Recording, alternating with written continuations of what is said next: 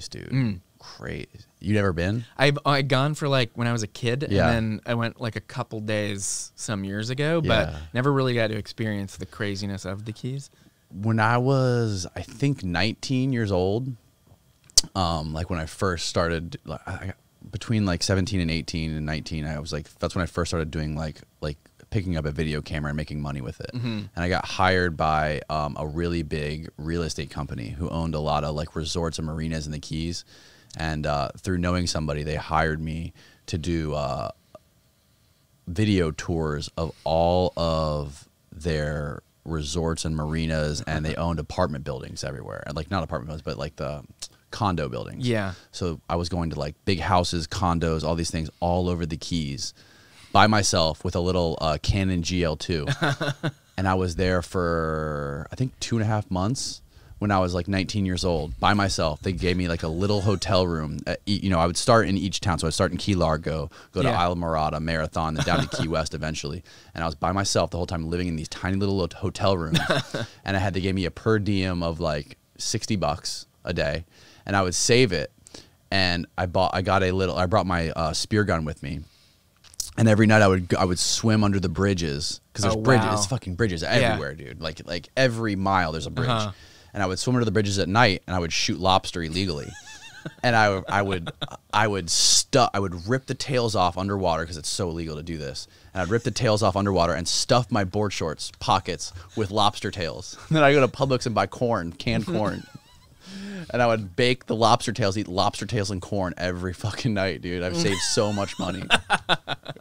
That was an amazing adventure. But Key West specifically is a crazy fucking town. Yeah, I just imagine, I mean, a lot of drug running history. Oh yeah. Tons. And some like Cuban history, and I hear there's still a lot of illegal like cockfighting. Oh really? Going on there. I wouldn't put it past them. Yeah. Yeah. A lot of crazy shit down there. It's a fun place to party. A lot of college kids go down there and get fucked up.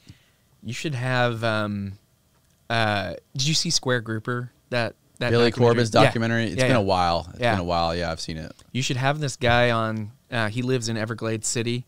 Dave Shealy. He was in. I don't know if you saw my short about the skunk ape, which is South Florida's Bigfoot. Yeah. Did you see that? You one? did that? Yeah. What was it? Was that on like Vice or something? No. Maybe no. I think maybe you saw something else. I just had a guy in here like 3 weeks ago. Who lives in the Everglades. He's like a big weed pot hauler guy. Was that Dave Shealy? No, his name wasn't Dave Shealy. Oh, okay. What the fuck was his name? Why am I forgetting his name? Let me look it up real quick. Hold on. What the fuck? I feel like such an idiot for not remembering his name.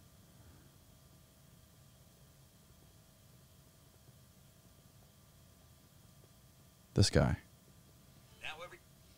Tim McBride. Can I see his photo? Yeah. I don't know him, but he lives in Everglades Google City. it. This is like a bad photo. Just Google Tim McBride. Yeah, he was like one of the biggest pot haulers in Florida. And he got like a really long prison sentence. So Dave Shealy did that stuff as well, but he's also... Tim McBride, type in saltwater cowboy after that.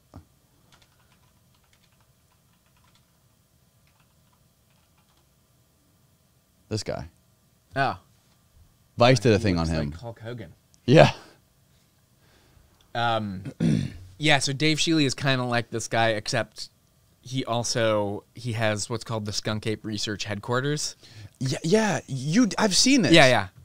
I want to say it was on Vice. I don't remember where I saw it online, but I didn't make the connection that you did it. Yeah. And so, he had that history of like drug hauling in Everglades City, and he also is like styled himself as the foremost researcher of the skunk ape in the Everglades. So he's like he considers himself a cryptozoologist and goes out there. Oh, really? But he has a campground out there. That's pretty weird. He's a character that be super fun. Are you gonna talk to him on your way down there? No. I haven't chatted with him since I filmed with him. I'm not sure what he would have thought of the documentary. Maybe he'd like it, but yeah, he's kind of a scary guy too. Is he really? A little bit, yeah. What? Why is he scary? Just he's got like those eyes that like those sort of like cold blue eyes Yeah. that like, you know, could murder you if you say the wrong Yeah. thing. Yeah. There's just a ton of history in here in this area of like big time cocaine and weed pot traffickers. You know what I mean? Like just like I know a lot of people who are in like their 50s and 60s who were just around here that I know who were like went to prison for a long time for smuggling cocaine. Decades, yeah. Like just randomly, like I'll just find out. Like I didn't even know. Like I was interviewing. You know who Manny Puig is? He's like the Have you ever seen Wild Boys on MTV? I've heard of it, yeah. So he's like the guy who swims down with like the giant 15-foot crocodile alligators and like levitates them. Like he puts them into like a catatonic state underwater, and then he rides he was the first guy to ride a giant great hammerhead shark. The fuck. Just a crazy guy, and he still lives in Florida. He was on here. And I was talking to another guy who went to prison I had a guy on the podcast who was in prison for 10 years for smuggling coke. He's like, oh, Manny Puig, I met him in prison. Yeah, he used to be a pot hauler. So it's just like this fraternity of drug smugglers in Florida because Miami was such a fucking a global hub for it. Built Miami. Yeah. Yeah. It was just like a retirement resort, basically, until it's the insane. cocaine came through. Yeah. It's fucking insane. Have you seen that new Cocaine Cowboys documentary? The latest one on Netflix. He did like a revive of it. No, I just saw the original.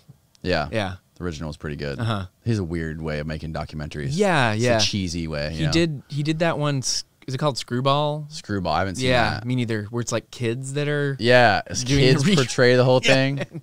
Yeah. You know who's another really interesting guy that I want to fucking meet? I know people who he lives in Miami. One of my favorite filmmakers is Harmony Korine. Oh yeah, yeah. He, there was this kind of pirate 35mm movie theater in Miami for a while called Night Owl. That was in a half abandoned shopping mall, and Harmony Korine's office, like his production office, was right above it, and he would sometimes like come and curate. Oh really? The films there, yeah. Wow. Yeah. Dude, he's got some. Have you seen Beach Bum? Oh yeah. Fucking amazing. That's Key West. I don't know if they actually shot any of it in Key West. It looked like, oh yeah, they did. Oh, they did. Oh Okay. yeah, you can tell a lot of it's in the Key. I don't know if it's Key West specifically that I couldn't remember, but a lot of it's definitely in the Keys. Some of it looked like California, but Really? yeah, some of it did. Was it? Maybe it was shot in California. It looked like it was all It's hard to Miami say. and Keys. It would make sense if it was Florida, but because he lives there, right? yeah, he lives in Miami. yeah. I'm pretty sure he still lives here. Yeah, a friend of mine, who's like an underwater cinematographer who lives in Key Biscayne. He says his kid goes to the same school as Harmony in Miami. Okay.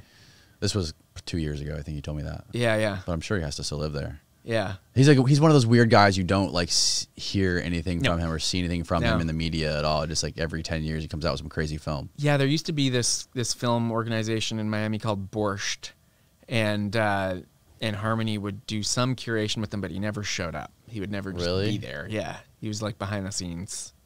He seems like the kind of guy who would do what you're about to do in the Keys. Just go Right. like sit in an empty apartment for a month and write shit. Except he wouldn't need to be invited to that residency. He'd just be able to buy. Right, he would just do it himself.